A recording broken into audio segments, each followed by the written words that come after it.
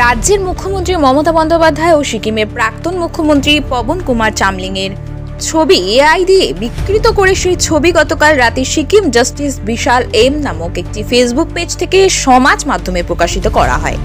রাজ্যের মুখ্যমন্ত্রীর ছবিকে এইভাবে অপব্যবহার করে তাকে অসম্মান করা হয়েছে। ফলে বিশাল মঙ্গল যে যুবক এই কাজ করেছে তার যেন উপযুক্ত শাস্তি হয়, এই দাবিতেই মঙ্গলবার শিলিগুড়ি থানার সাইবার ক্রাইম থানায় যুবকের নামে একটি লিখিত অভিযোগ দায়ের করা হয় পশ্চিমবঙ্গ তৃণমূল মাধ্যমিক শিক্ষক সমিতি সাংগঠনিক জেলার পক্ষ থেকে।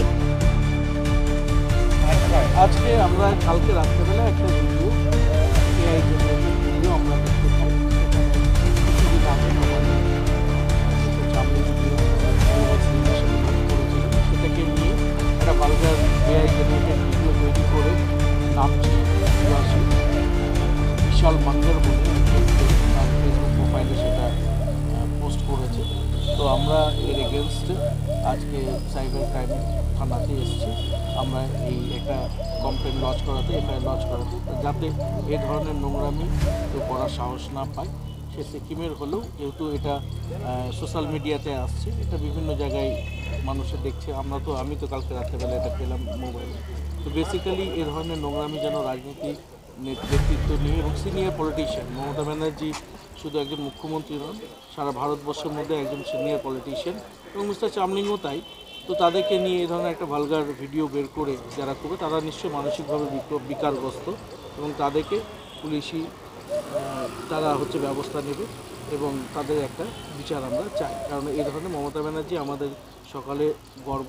মমতা ব্যানার্জি বাংলার প্রাইড এবং নেশনের প্রাইড। তিনি একটা বড় কাজে এখন লন্ডনে আছেন, আপনারা সকলেই জানেন। তো সেখানে তিনি রাজ্যকে এবং দেশকে রিপ্রেজেন্ট করছেন। তো এই ধরনের ভালগার ভিডিওগুলো আমরা কোনোভাবে অ্যালাউ করি না এবং মমতা ব্যানার্জি নিয়ে কোনো রকম সেন্টিমেন্টাল আমাদের আবেগ আছে, তার বিরুদ্ধে বা তার এগেনস্টে যদি কেউ এরকম কনস্পিরেটিভ কোনো ভিডিও বা কোনো কিছু বক্তব্য রাখে, আমরা সেই জায়গাটায় সজাগ হয়ে রয়েছি। আজকে আমরা পশ্চিমবঙ্গ তৃণমূল মাধ্যমিক শিক্ষক সমিতির পক্ষ থেকে আজকে এখানে এসেছি এবং আমরা এখন থানাতে গিয়ে এই কমপ্লেনটা লঞ্চ করব।